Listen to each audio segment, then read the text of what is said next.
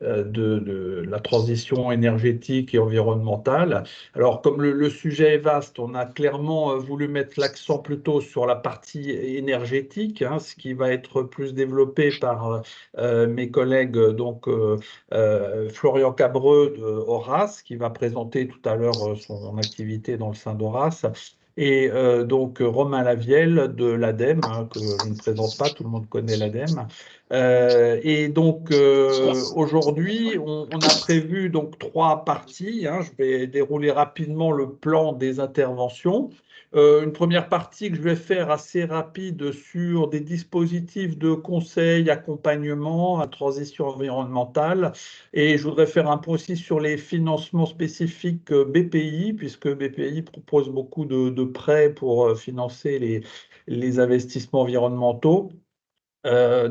Cette première partie va peut-être durer une douzaine de minutes.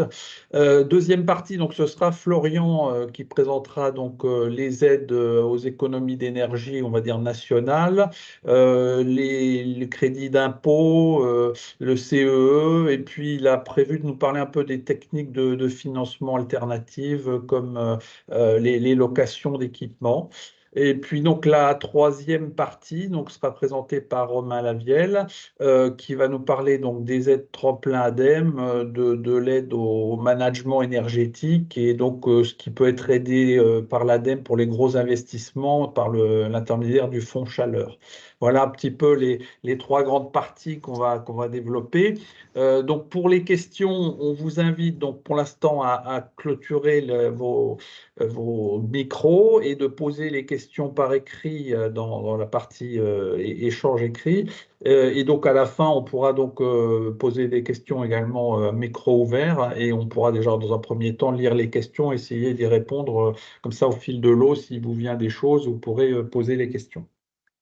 Voilà, donc je commence ma première présentation sur les modes de financement pour les investissements, on va dire, non énergétiques. Alors, j'ai prévu de vous parler tout d'abord de l'éco-conception, puisque c'est un concept qui devient de plus en plus important pour les entreprises qui doivent réfléchir à la façon de faire, reconcevoir leurs produits pour diminuer les matières premières, pour changer les modes de distribution, etc. Au sein des CCI, on a pas mal mis l'accent sur cette nouvelle activité.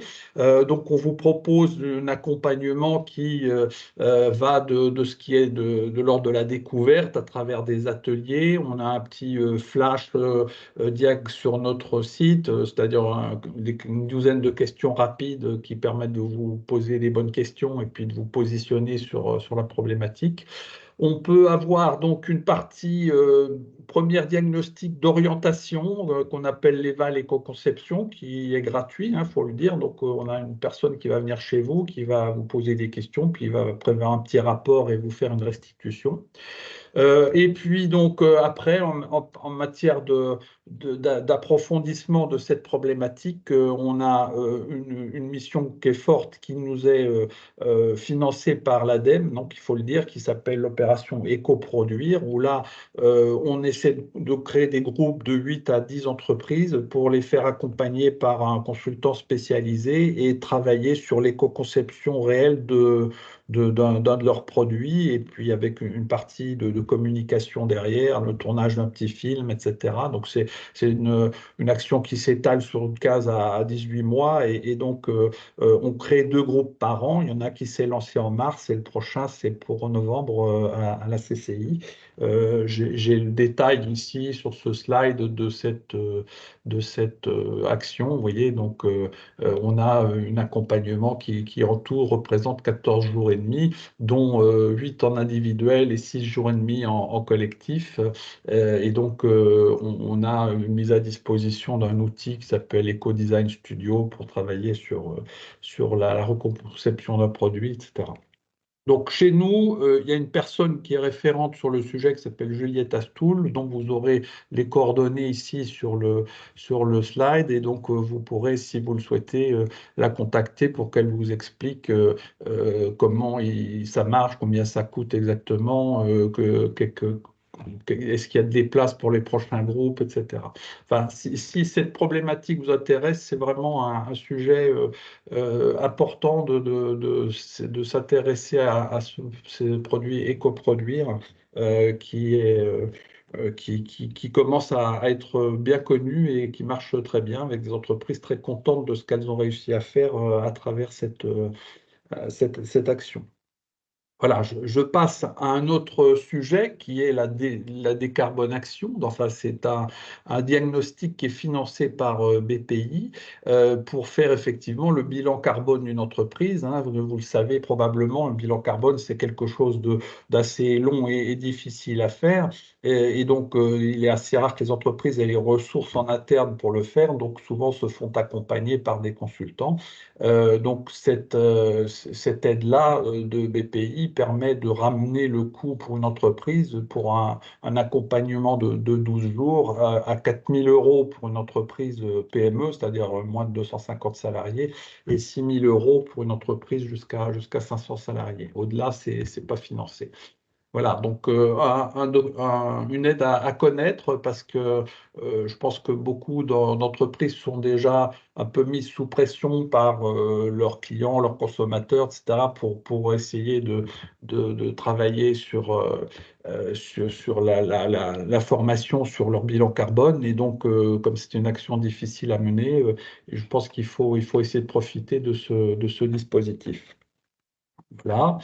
Dans le même ordre d'idées, dans les diagnostics, toujours chez BPI et donc avec une aide de l'ADEME, vous pouvez faire un diagnostic sur les flux, donc tout ce qui est énergie, eau, matière, etc. Donc là, vous avez un accompagnement de 6 à 8 jours suivant la taille de l'entreprise qui va sur une quinzaine de mois. Donc d'abord un diagnostic, puis ensuite un plan d'action qui sera suivi par étape par le consultant.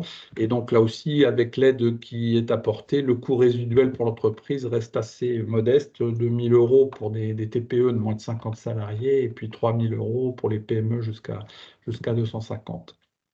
Enfin, il y a le diagnostic performance immobilière, hein. Donc là, ça concerne les PME qui sont propriétaires de locaux tertiaires ou mixtes production tertiaire, afin de réaliser un diagnostic de performance énergétique sur une durée de quelques mois, avec un coût variable. Là, donc, en fait, le devis qui est fait par le diagnosticien, qui peut aller souvent entre 3 et 15-20 000 euros, est subventionné ici à 40%.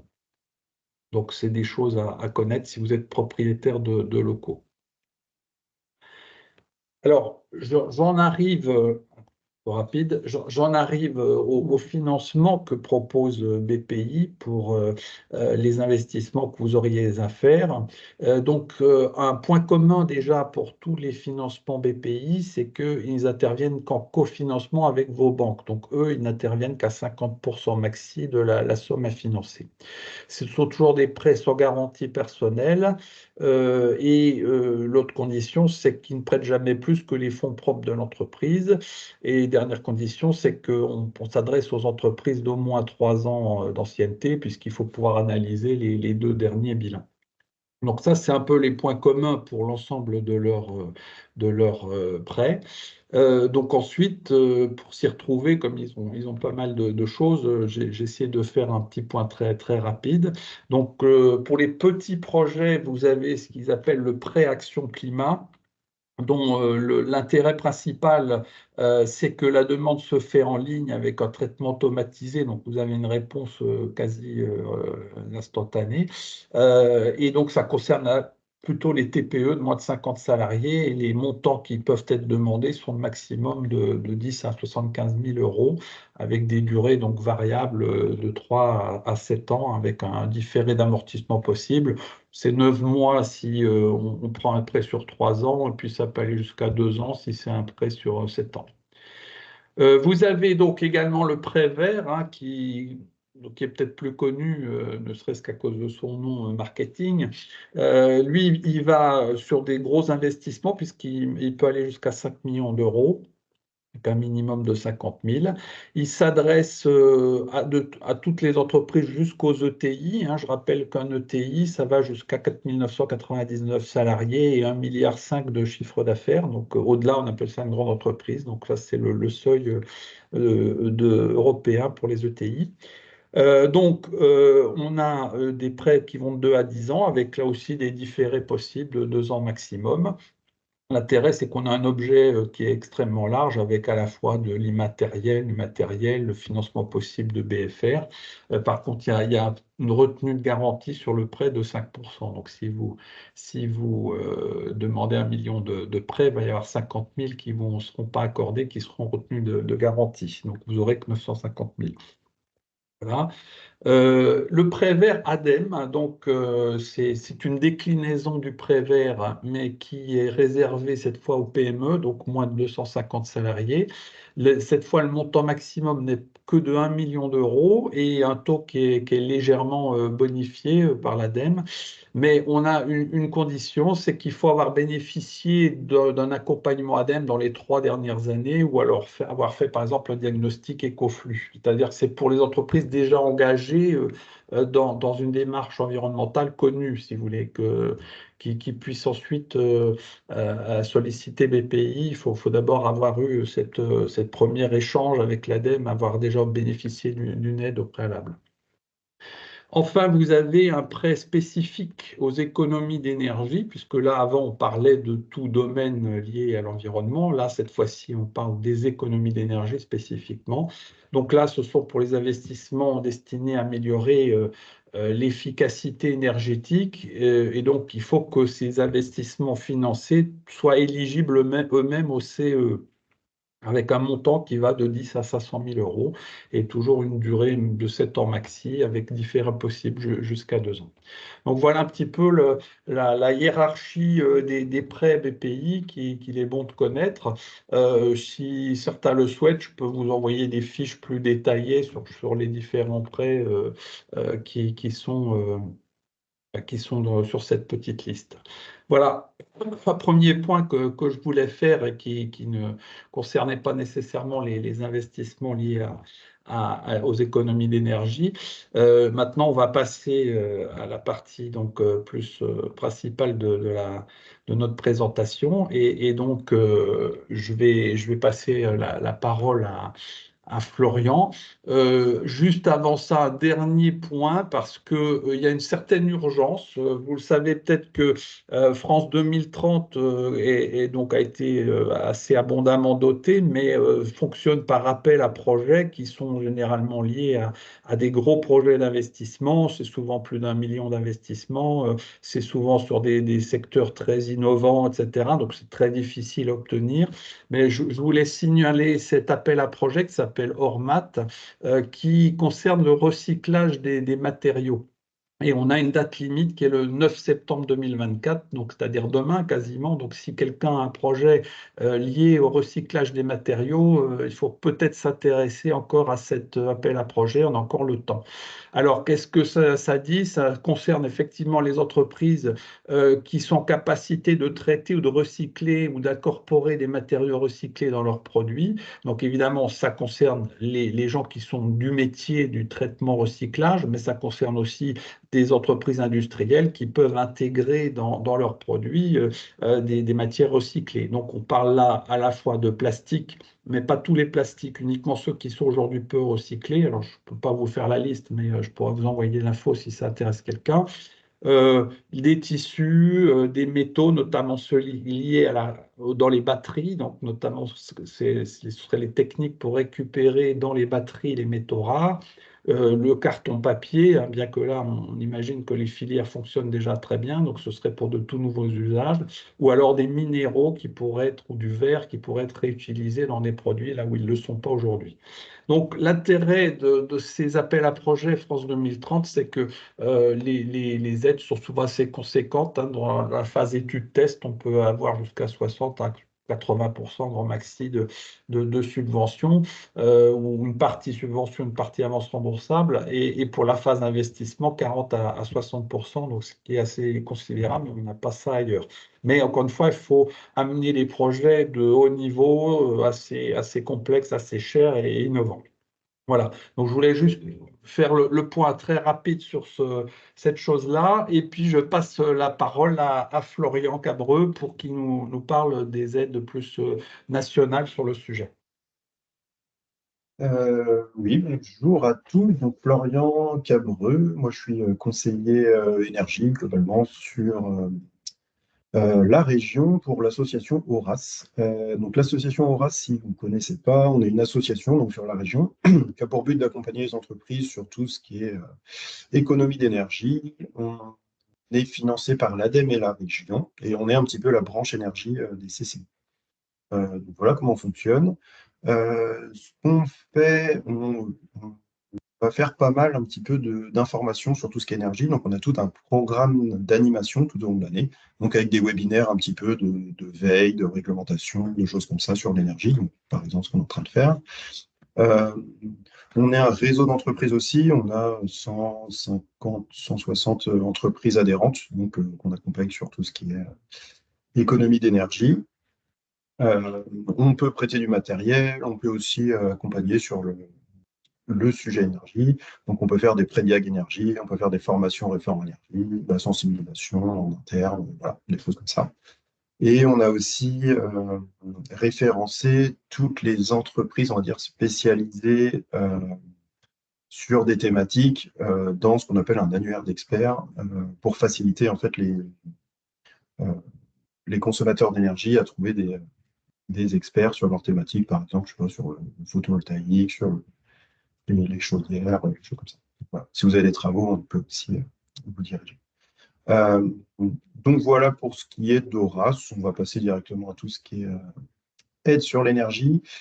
Pour commencer, euh, on va commencer sur le soutien directement de l'État sur les factures d'énergie. Donc ça, il y en a pas mal qui l'ont touché, je pense, en 2023, peut-être un petit peu 2022. 2024, ça existe toujours.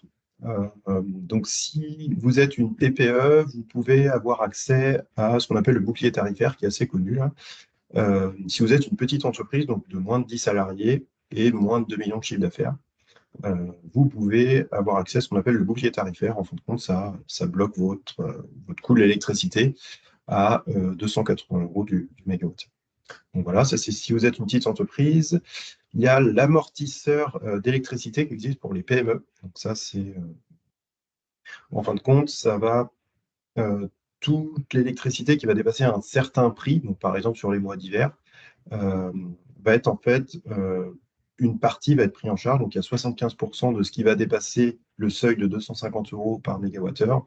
Donc souvent c'est l'hiver, va être pris en charge à 75% par l'État qui va rebaisser en fait un petit peu ces factures-là. Donc ça s'appelle l'amortisseur. Normalement, c'est automatique sur vos factures. Si vous avez fait, si vous avez rempli une attestation en début d'année. Donc ça, voilà, pas hésiter hein, si vous avez des questions, si vous êtes passé à côté de cette chose-là. Et pour les grosses entreprises, on a ce qu'on appelle le guichet. Donc ça, c'est différent. Il faut payer toute l'année son électricité chère et après faire une demande en fait, au guichet pour être remboursé d'une certaine partie. Euh, Donc voilà comment ça se passe. C'est comme l'année dernière et l'année d'avant, il me semble. Il y a juste les seuils qui vont un petit peu bouger. Donc voilà, globalement, pas hésiter hein, si vous êtes pas au courant. Une autre aide qui peut être intéressante, le crédit d'impôt. Il existe un crédit d'impôt sur les entreprises qui réalisent des travaux en fait, de rénovation énergétique de parties tertiaires. Donc, par exemple, si vous rénovez, je sais pas, vous réisolez votre bâtiment tertiaire de bureau, par exemple, ou vous changez vous mettez une pompe à chaleur, etc. Vous pouvez avoir accès à un crédit d'impôt. Ça peut fonctionner aussi pour les industriels qui rénovent la partie bureau. Donc en fait, c'est tout ce qui est à utilisation tertiaire. Euh, donc voilà, il y a 30% des dépenses engagées qui peuvent être en crédit d'impôt à la limite de 25 000 euros. Donc voilà, pour des gros travaux, ça peut toujours être intéressant. Puis vous avez en dessous là, la liste des travaux éligibles. Voilà. Et on peut ça peut être cumulable avec les certificats d'économie d'énergie et d'autres aides, hein. Donc ça peut être voilà, intéressant. Ouais, pour le crédit d'impôt. En parlant des certificats d'économie d'énergie, donc ça va être l'aide principale que vous allez pouvoir toucher, hein, pour tout ce qui est action d'économie d'énergie. Euh, pour présenter, ça va être en fait une action qui va euh, vous allez pouvoir, par exemple, si vous avez des travaux, je ne sais pas, vous mettez une pompe à chaleur ou vous changez une chaudière à condensation, vous faites de l'isolation, des choses comme ça. Vous allez en fin de compte avoir des fiches qui vont correspondre à ces travaux. Et en fonction de ces fiches et de combien vous représentez ces fiches, vous allez pouvoir récupérer en fait des aides là-dessus, des certificats d'économie d'énergie. Je ne sais pas si on peut passer au slide d'après. Du coup, comment ça fonctionne? On va avoir en fin de compte ce qu'on appelle des obligés. En fin de compte, c'est une aide un petit peu privée. On va avoir les grosses entreprises qui vont en fait prélever sur les factures de tout le monde en France une partie pour petite somme pour récupérer en fait ces certificats d'économie d'énergie. Euh, et vous, après, en fait, si vous faites des travaux, donc par exemple, comme je disais, une chaudière à condensation, etc., mettre des LED, etc., vous allez pouvoir récupérer ça, ces aides-là. Comment on fait dans un cas concret? Soit c'est l'installateur directement qui, lui, va pouvoir créer les fiches et déterminer un petit peu combien vous allez pouvoir récupérer. Donc ça, il ne faut pas hésiter quand vous faites des travaux, je ne sais pas, d'isolation, etc., de demander directement à l'installateur s'il peut récupérer ces C2E. Donc ça peut être le plus simple. Comme ça, vous récupérez ça directement, c'est déduit d'une vie et vous êtes payé directement sur votre compte. Donc ça peut être super intéressant. Euh, Sinon, vous pouvez faire appel à ce qu'on appelle des délégataires C2E. Donc ça, en fait, ça va être des entreprises qui sont spécialisées dans la récupération en fait, de ces C2E et qui, la plupart du temps, font ça gratuitement. Parce qu'en fin de compte, ils vont être payés en fait, par les obligés, les grosses entreprises qui s'occupent de ces aides-là. Donc, quand vous avez des travaux, il ne faut pas hésiter à demander à l'installateur s'il peut récupérer les C2E. S'il ne peut pas, demander pourquoi pas un délégataire qui, lui, va pouvoir regarder s'il peut récupérer des C2E dessus et voir ça directement avec lui. Le délégataire peut aussi être force de proposition, c'est-à-dire que des fois, on va se dire, bah, tiens, je vais changer ma chaudière à condensation, mais en fin de compte, cette chaudière-là ne va pas être éligible au C2E. Et le, le délégataire C2E, lui, va pouvoir dire, bah non, en fait, il faut plus prendre cette référence-là parce qu'elle est éligible au C2E. Donc voilà, il ne faut pas hésiter, si vous avez des travaux énergétiques, à demander à des délégataires. La plupart du temps, ça ne coûte pas grand-chose. Et après, voilà, on peut récupérer des sommes assez intéressantes. Euh, Si on passe au slide d'après, on peut voir qu'il y a beaucoup en fait, de fiches qui existent déjà. Donc en fait, une fiche C2E, ça va être quoi? Ça va être, par exemple, si on utilisait une chaudière, c'est une fiche qui va dire, bah, cette chaudière-là, si elle a telle et telle caractéristique, on peut récupérer tant de C2E. Voilà, globalement, comment ça marche. Et il y a des fiches pour un petit peu tout, voilà, pour les LED, euh, pour l'isolation, pour l'industrie, des compresseurs d'air, des moteurs électriques, des choses comme ça. Et toutes ces aides-là vont être classées en fait en fonction de l'activité de l'entreprise. Donc il y a les C2E de l'agriculture, du bâtiment résidentiel, tertiaire, industrie, les réseaux et tout ce qui va être transport après. Ne faut pas hésiter à aller voir directement sur le site de l'ADEME ou NRPro, là, qui est pas mal, pour aller voir un petit peu les fiches qui peuvent être éligibles en fonction de vos travaux. Ça peut être intéressant, ça bouge beaucoup, donc de temps en temps, allez voir ça. Et il y a donc, je ne vais pas vous faire l'inventaire de toutes les fiches qui existent, hein, parce qu'il y en a vraiment énormément. Et il faut savoir que si vous faites des travaux un petit peu spécifiques et qu'il n'y a pas il n'y a pas de fiche C2E qui correspond parfaitement, vous pouvez en fait faire appel à, par exemple, un délégataire C2E qui, lui, va créer une fiche exprès pour vos travaux, pour pouvoir récupérer un petit peu. Il faut quand même que ce soit des travaux assez importants, hein, pour faire une fiche spécifique, mais voilà, c'est possible. Et il faut savoir aussi que de temps en temps, il y a en fait un petit peu des boosts de certains C2E. Et en ce moment, bah là, c'est la fin, mais il y avait un boost sur tout ce qui va être l'installation de GTB, GTC. Par contre, c'est des systèmes de gestion de l'énergie par informatique en fait, dans les entreprises. Donc, qui étaient boostés, qui étaient multipliés par deux. Donc, voilà, ça arrive de temps en temps. On est au courant de ce que ça va être. Et puis après, voilà, sur le site ENR Pro, qui est pas trop mal, on peut, par exemple, estimer à peu près combien on peut récupérer sur certaines fiches. On peut se dire, ah, tiens, je change ma chaudière, combien je peux récupérer? En fait, on va rentrer la puissance, etc. Et puis on aura à peu près ce qu'on peut récupérer. Parce qu'il faut savoir que c'est lié aussi à un marché, le prix. Donc, c'est pas toujours si simple que ça. Mais globalement, voilà. Il ne faut pas hésiter, hein, si vous avez des travaux, allez voir un délégataire C2E, regardez s'il y a une fiche qui correspond. Et si vous avez des questions, pourquoi pas revenir vers nous. Pas de souci. Donc voilà, pour les certificats d'économie d'énergie. Euh, et un autre point que je voulais évoquer, qui se fait quand même de plus en plus, c'est les moyens de financer ces travaux, on va dire, d'efficacité énergétique par en fait des prestataires privés. Il y en a de plus en plus, et ça peut être vraiment intéressant dans certains cas. Première chose qui peut exister, je ne vais pas détailler trop parce que c'est quand même assez compliqué, ça dépend des cas, mais on a ce qu'on appelle le contrat de performance énergétique qui existe.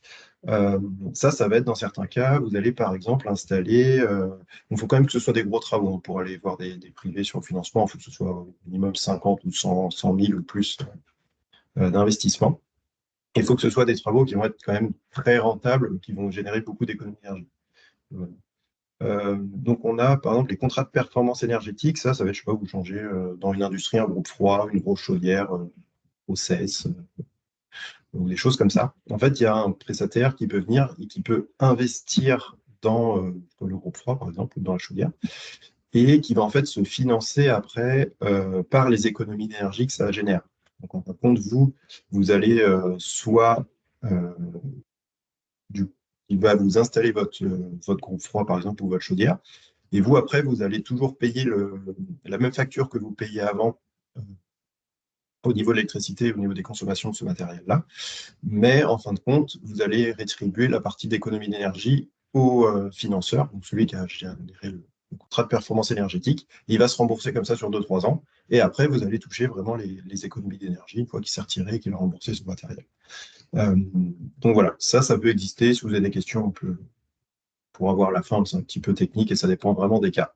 Donc ça peut exister. Il faut savoir qu'il y a aussi des C2E qui viennent un petit peu booster ce modèle économique-là. Donc ça peut être intéressant des fois de faire appel à des contrats de performance énergétique. Donc ça, il faut que ce soit quand même des gros travaux et qu'il y ait beaucoup d'économies d'énergie derrière.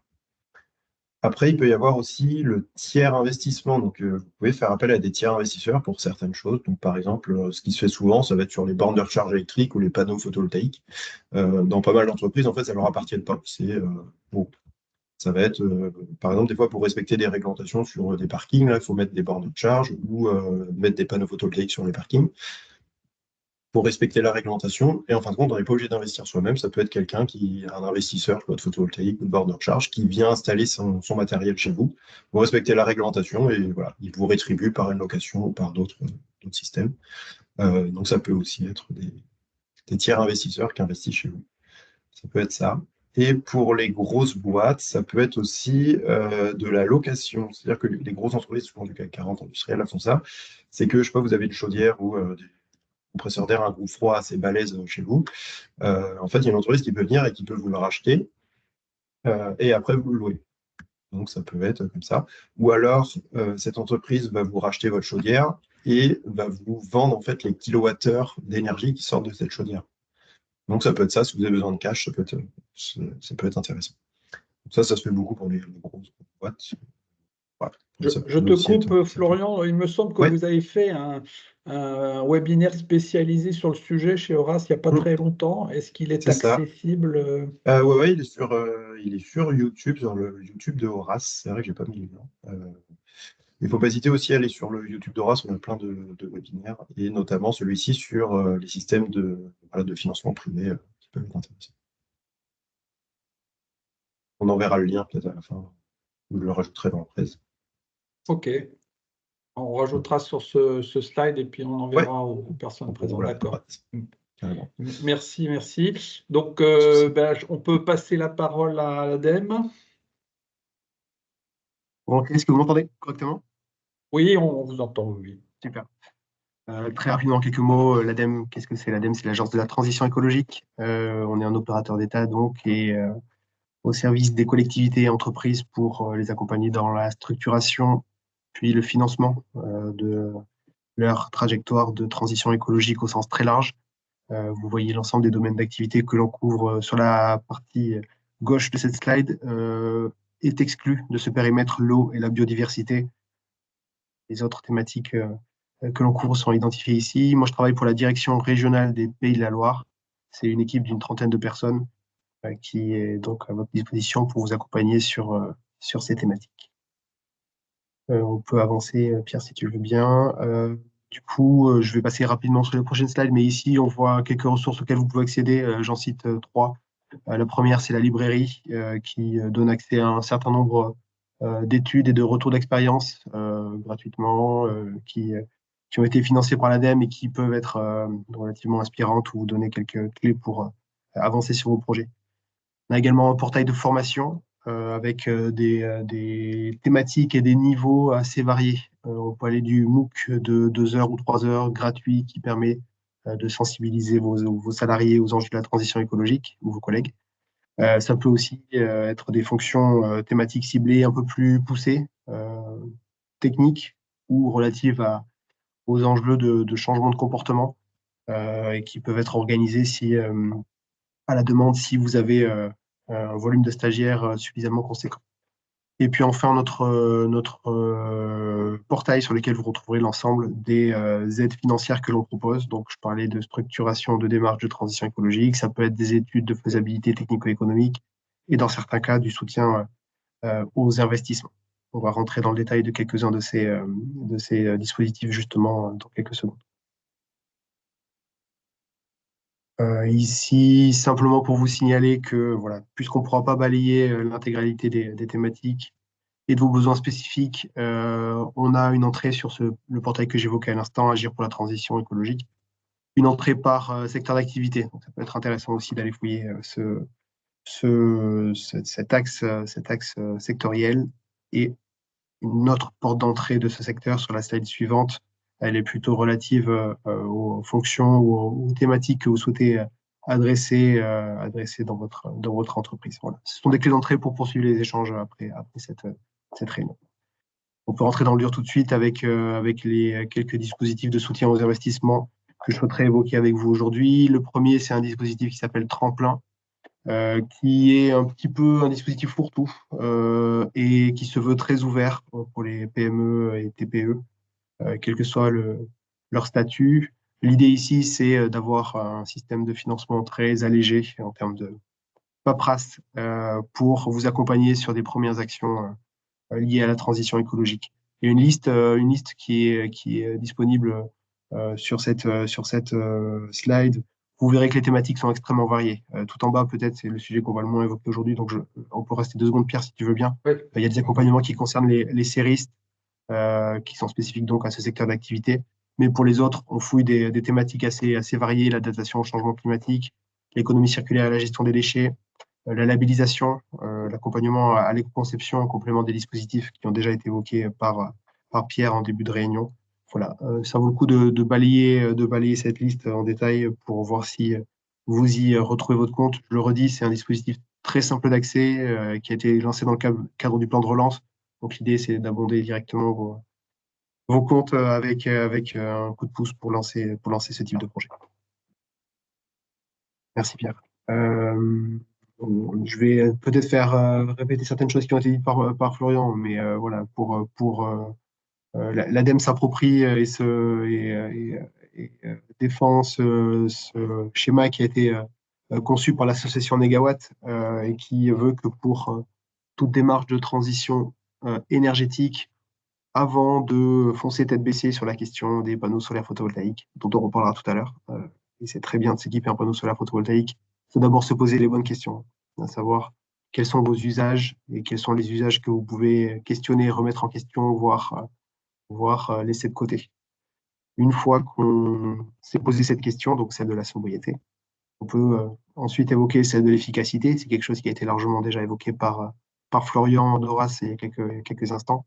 Et ensuite, et seulement, on pourra se poser la question des énergies renouvelables, en ayant en tête que énergie renouvelable, c'est pas seulement électricité renouvelable. On parlera tout à l'heure de production de chaleur renouvelable, notamment en substitution de vos consommations de gaz ou de fioul. sur la question de la sobriété. 2 slides rapidement. Ici, vous avez toujours sur notre librairie plusieurs fiches actions sur différentes thématiques. Je les trouve assez intéressantes parce qu'elles sont très pratico-pratiques et puis qualifiées avec plusieurs typologies d'indicateurs, notamment une qui est celle de la difficulté de mise en œuvre et un autre qui est celui du montant des investissements que vous devez réaliser. On se rend compte qu'il y a 10% minimum de conso d'élec ou de gaz que vous pouvez aller chercher simplement avec des actions de sobriété qui, bien souvent, dans leur immense majorité, ne demandent pas d'investissement et relèvent plutôt de l'organisation ou voire du bon sens, qui n'a absolument rien de péjoratif. Et sur la slide suivante, je ship un diagramme qui a été construit par la CCI d'Île-de-France et que je trouve très intéressant, qui vous invite à réfléchir au-delà de l'entrée purement énergétique de la sobriété, à réfléchir à ce que la sobriété peut signifier en matière de relations clients, de logistique, d'approvisionnement, de marketing également. Voilà, c'est une invitation à la réflexion un peu plus en profondeur sur votre modèle d'affaires et sur vos activités, les différentes briques de votre chaîne de valeur également, pour pourquoi pas aller chercher des gisements d'économie. On peut avancer, Pierre, si tu veux bien. Ici, je commence à vous présenter un dispositif, un macro-programme qui s'appelle Pacte Industrie et qui concerne... alors, non, pardon, je retire cette phrase. Sur cette slide, dans la foulée du DIAC Décarbonation, c'est ce qui a été présenté par Pierre en préambule, et donc c'est le bilan gaz à effet de serre, le bilan carbone, qui peut être soutenu par le DIAC Décarbonation. Les dirigeants que vous êtes ou de vos entreprises peuvent être formés à la méthodologie acte pas à pas. C'est une méthodologie qui vise à accompagner les dirigeants pour structurer une démarche de transition bas carbone. C'est le reste à charge. Le reste à charge est, vous le voyez, très, très, très léger, puisqu'il s'agit de 200 € pour les PME. C'est un MOOC de 2 jours, enfin, il y a un MOOC plus 2 jours de formation en présentiel qui permet de s'approprier les enjeux de la transition écologique et surtout de rendre ce grand vocable très opérationnel pour votre propre contexte. Si on veut aller un peu plus loin, on peut, après la formation, bénéficier d'un accompagnement qui lui va s'inscrire sur le long terme. Vous voyez, c'est à peu près une vingtaine de journées d'accompagnement par un bureau d'études qui a été formé à cette méthode, accompagnement sur une année, et qui là vous permet justement de définir cette stratégie avec l'aide d'un consultant et de pouvoir également la décliner, notamment en regard des plans de transition sectoriels que l'on a construits côté ADEME avec d'autres acteurs de chaque secteur. Donc il y a cette idée aussi de mettre en regard votre trajectoire avec ce qui se fait de mieux par ailleurs pour être réellement ambitieux.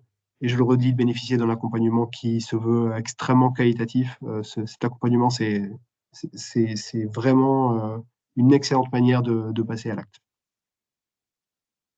On peut poursuivre, Pierre. Et ensuite, du coup, acte évaluation qui permet, lui, a posteriori, une fois que vous avez décliné votre trajectoire, de vous comparer justement aux meilleures pratiques pour voir où vous en êtes par rapport à ce qui a été identifié en préambule dans la démarche acte pas à pas.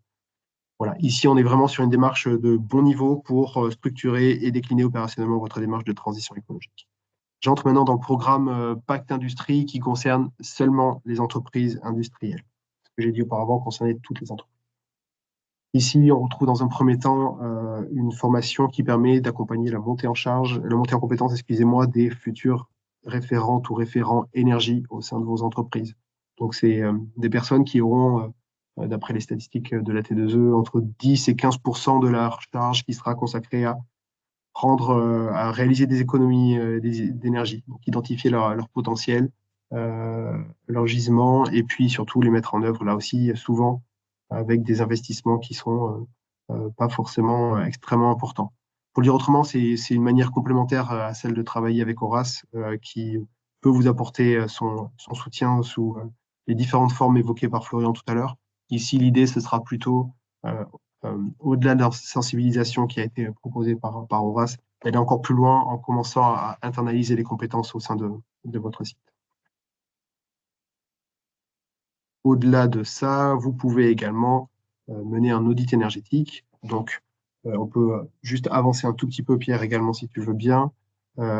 Cet audit énergétique, on pourra le soutenir dans la mesure, alors j'ai un problème d'affichage ici, dans la mesure où il est un petit peu musclé, c'est-à-dire qu'il va se coupler avec ce qu'on appelle une note d'opportunité qui va fouiller sur votre site l'ensemble des pistes d'économie d'énergie ou, les pistes qui vous permettront d'avoir moins d'impact sur l'environnement. Je pense par exemple à l'électrification de vos process, à la production de chaleur renouvelable ou à la récupération de chaleur fatale.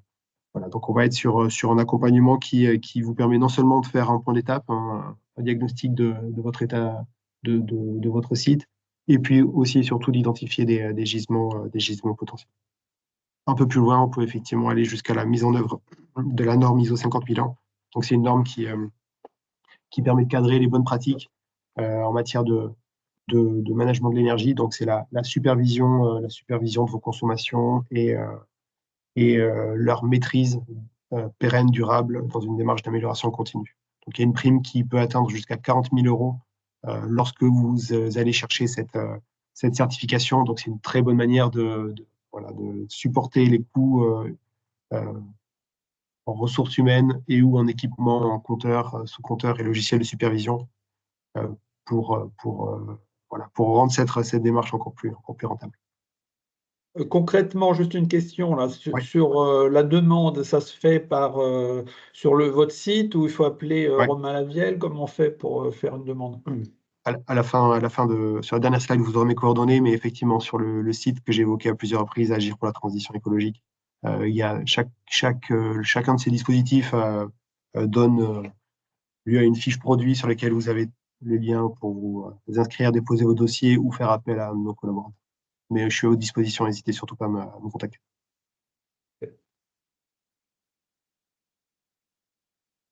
Euh, voilà, je me suis un peu emmêlé les pinceaux, désolé, c'est ça que je voulais évoquer, l'audit énergétique et l'étude d'opportunité qui sont mixées. Donc, c'est un accompagnement qui, au global, représente 3 mois avec un bureau d'études qui a déjà été sourcé, donc autrement dit, formé aux méthodologies développées par l'ADEME et puis qui est local et donc qui peut intervenir dans le Maine-et-Loire selon vos dispos également. Suite à ça, on pourra aller encore plus loin. Après les opportunités d'économie qui auraient été identifiées, on pourra financer côté ADM des études de faisabilité technico-économique qui vous permettront de cadrer le projet très en détail avec les solutions techniques que vous voudrez déployer et leur quantification. Là aussi, ce sont des études qui seront réalisées par des bureaux d'études spécialisés qui on pourra prendre en charge à hauteur de 50 à 70%. Et puis enfin, on pourra prendre en charge une partie des investissements sur certaines typologies de projets. Et c'est là où on va basculer sur la slide suivante, sur notamment la question de la production de chaleur renouvelable. Donc, je l'évoquais en préambule pour vous substituer à votre chaudière au gaz ou au fioul une source de production de chaleur renouvelable. On peut vous proposer un accompagnement qui est une sorte de fusée à 3 étages. Donc, la première fusée que je vous encourage, la première étage que je vous encourage vraiment à activer, c'est l'accompagnement proposé par Joël Cardinal, qui est peut-être présent ici. Donc, c'est Joël Cardinal, son activité, elle est financée par l'ADEME Pays de la Loire. Il est à vos dispositions pour intervenir sans reste à charge sur votre site pour identifier justement les pistes pertinentes pour se substituer à votre chaudière au gaz ou au fioul. Ça peut être de la géothermie, ça peut être pour vos besoins en eau chaude sanitaire, des panneaux solaires thermiques. Ça peut même, si votre commune est équipée d'un réseau de chaleur, être le raccordement à un réseau de chaleur, etc. Joël, son travail, ce sera de décanter et de défricher ce sujet avec vous et de vous aiguiller pour vous poser les bonnes questions en regard de vos besoins. Une fois que vous aurez bénéficié de l'accompagnement de Joël, il pourra vous mettre sur les rails des étapes suivantes, à savoir bénéficier d'une étude de faisabilité technico-économique qui sera réalisée par un bureau d'études indépendant et qualifié et qu'on pourra prendre en charge à hauteur de 50 à 70%.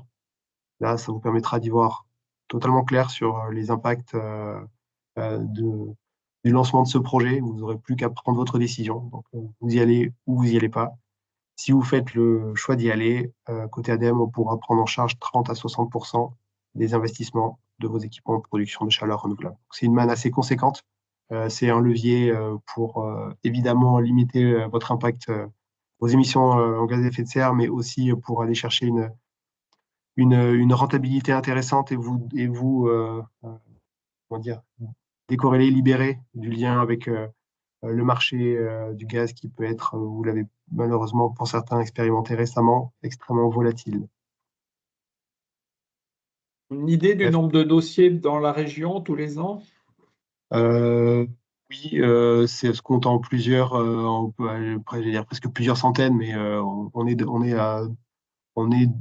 environ à 200 dossiers par an. On finance, je le redis, des études de faisabilité qui permettent d'y voir clair en lui prenant largement en charge. Donc, ça veut dire que pour des coûts très limités, vous pouvez vraiment y voir clair avant de décider de vous lancer.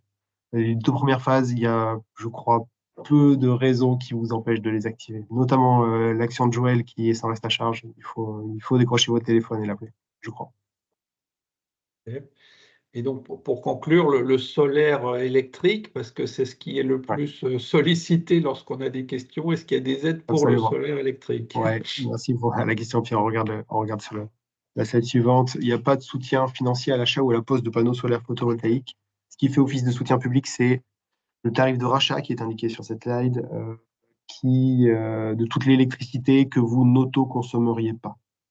Pour nombre d'entreprises, on n'est pas dans ce cas-là parce que vous consommez toute l'électricité que vous produisez grâce à vos panneaux solaires photovoltaïques, mais c'est le seul levier financier qu'on peut activer sur les panneaux solaires photovoltaïques. En revanche, côté région Pays de la Loire et ADEME Pays de la Loire, on finance une association qui s'appelle Atlansun. C'est un peu le pendant d'Horace, mais cette fois très focalisé sur Horace pour les économies d'énergie. Ici, Atlansun, c'est l'outil public que vous pouvez activer pour accompagner vos projets de solaire, thermique pour produire de la chaleur pour votre ballon d'eau chaude ou photovoltaïque pour produire de l'électricité. Ils sont à votre disposition pour décanter là aussi vos projets. Sur leur site, il y a des ressources très intéressantes qui répondront, je pense, à 90% de vos questions. Le point le plus intéressant peut-être, il est sur la slide suivante, c'est que je ne peux que vous conseiller, avant de vous lancer dans un projet de panneaux solaires photovoltaïques, de prendre le temps de vérifier que le prestataire que vous sollicitez est bien un membre d'Atlansun. Je vous précisais qu'Atlansun est financé par l'ADEME et la région, c'est pas pour bomber le torse, c'est pour indiquer que eux, ils n'ont pas vocation à vous flécher vers tel ou tel prestataire. Ils ont intérêt à ce qu'il n'y ait pas de contre-référence. Donc, justement, dans leurs annuaires, vous retrouvez des opérateurs qui ont montré patte blanche, sont de qualité et sont en capacité de vous accompagner euh, de la meilleure des manières. Le solaire photovoltaïque, c'est un marché florissant qui attire donc de très nombreux nouveaux entrants. Il y en a beaucoup qui sont excellents, d'autres qui méritent encore de faire leurs preuves. Donc, je vous encourage vraiment à faire une petite passe sur cet annuaire pour aller vérifier que les prestataires que vous allez solliciter sont de qualité. Merci. Et donc, Et pour je m'arrête là. conclure, Mes les coordonnées, coordonnées. et exactement, donc à vos dispositions, mes coordonnées en haut pour la partie énergie, mais sur d'autres thématiques, vous voyez que j'ai des collègues qui sont très armés aussi sur l'économie circulaire et les déchets, sur la mobilité, etc. Très bien, mais merci à vous Merci. deux pour cette intervention. On va peut-être pouvoir donc partir sur des questions. Donc, qu'est-ce qui a déjà été posé là sur que vous voyez sur le. Je vais peut-être répondre à la question de Jean Quentin. Donc, devant faire un bilan carbone à l'automne, quelles sont les structures locales permettant de le faire? Je vous encourage vraiment à activer le dispositif qui a été évoqué par Pierre, le DIAC Décarbonation. Ici, je ne vous citerai pas les bureaux d'études qui ont été référencés, mais ils sont un certain nombre à l'avoir été par BPI France. Euh, et, euh, et donc, avec BPI France, même choisir un ou deux bureaux d'études qui pourront vous faire une offre commerciale et que vous sélectionnerez, qui ont une certaine expérience dans votre secteur. Donc, pour moi, la bonne réponse, c'est vraiment d'appeler BPI France et de leur présenter votre projet. Ils vous donneront les coordonnées d'une interlocutrice ou d'un interlocuteur local compétent et qui pourra vous accompagner rapidement. Je vous glisse l'adresse du contact BPI France au passage dans le chat tout de suite. Très bien, merci. Donc, si vous voulez maintenant poser des questions en ouvrant vos micros, il n'y a pas de souci, allez-y.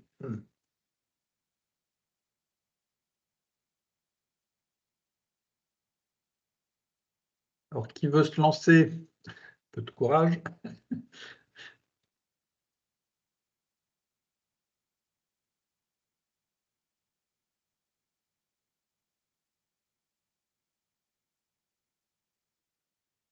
Personne n'ose. C'est qu'on a été très clair. Sur le... Moi, je voudrais juste te poser une question, Florian. Donc, tu vois tous les jours des entreprises.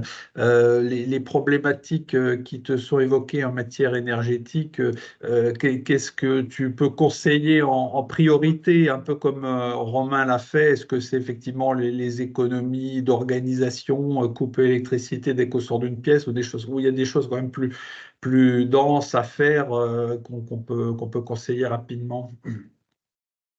Non, bah, c'est comme disait Romain, hein, dans un premier temps, c'est vraiment tout ce qui va être sobriété, sensibilisation des salariés, bonne utilisation du matériel qui existe déjà, bon réglage, etc.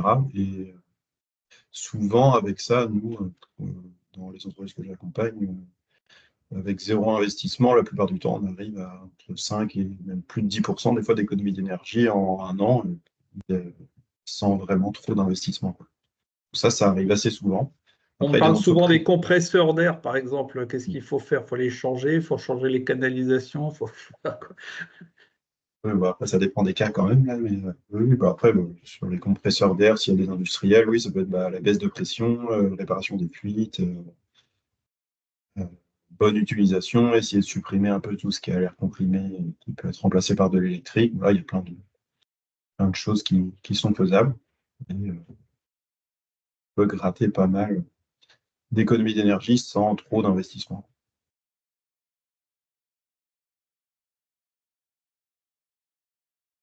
Je sais pas si vous m'entendez. Oui, allez-y.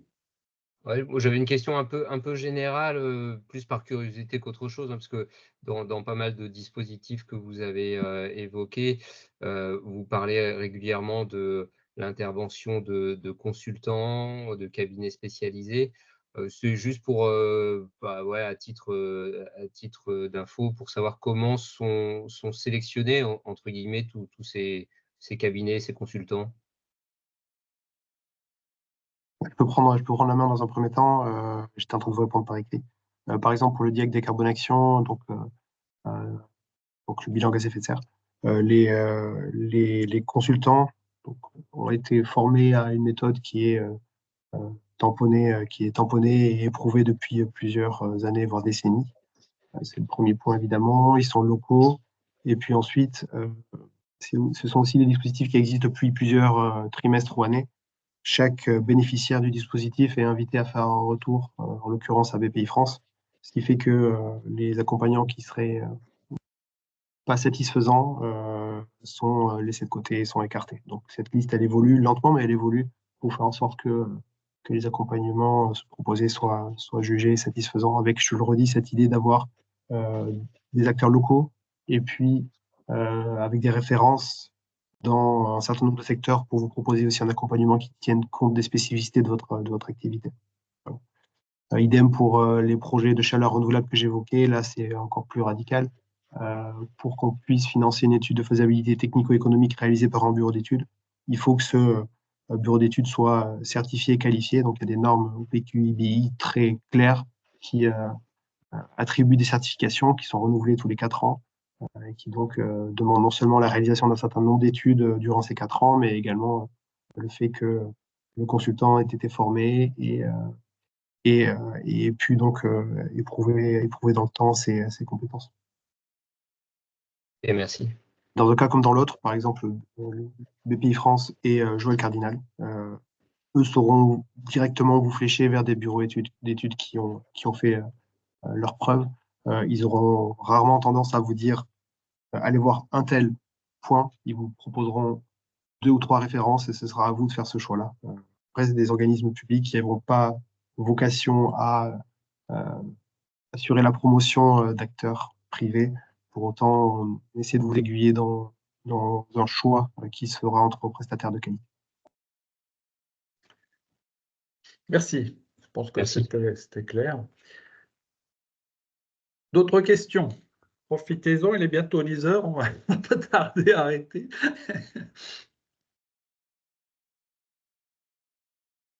Si je peux me permettre, je vais en poser une autre. On voit, moi, je suis actif dans certains réseaux d'investisseurs en start-up notamment, et on voit pas mal de dossiers passer de sociétés de jeunes sociétés donc, qui développent de nouvelles solutions logicielles pour aider les entreprises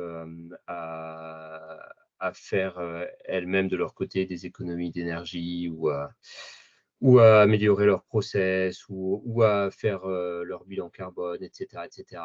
Je ne sais pas comment l'ADEME, la BPI, la Chambre de commerce regardent tout cet écosystème, tous ces nouveaux produits, ces nouveaux logiciels. Est-ce que vous êtes en lien avec ces startups, certaines d'entre elles? C'est une question un peu large et ouverte, mais bon, juste pour savoir si vous avez des commentaires par rapport à ça. Côté ADEME, mais aussi plus largement avec la région Pays de la Loire ou d'autres acteurs de l'écosystème, type pôle de compétitivité. Oui, on a un regard attentif sur le levier de la recherche, développement et innovation au sens très large. Pour les soutenir, on peut être amené à financer certains postes au sein de ces structures, justement les pôles de compétitivité par exemple.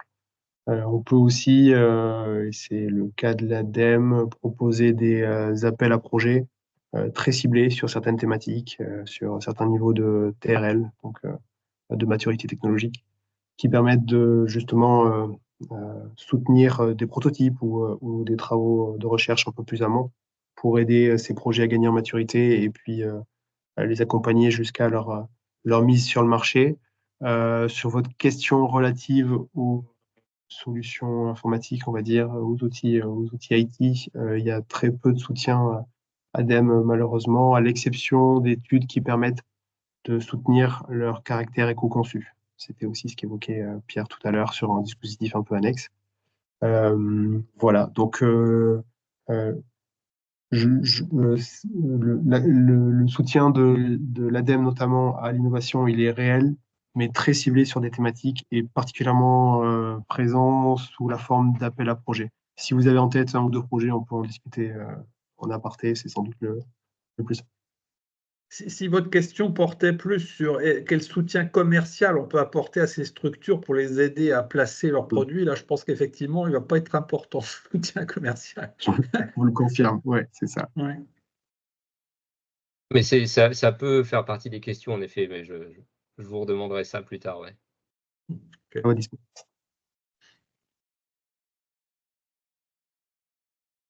Bon, est-ce qu'il y a une dernière question? Allez, parce qu'il y a un peu plus de 10 heures.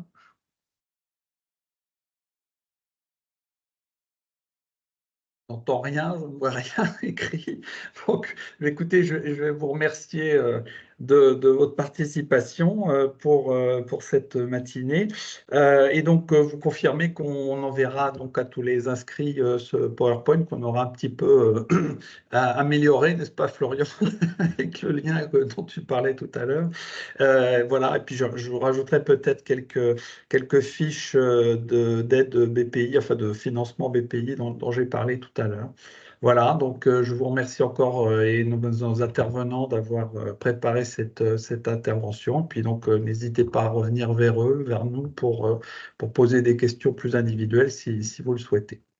Merci à tous et je vous souhaite une bonne journée. Encore merci Pierre et bonne journée. Merci. Au revoir. Merci. Merci. Bonne journée.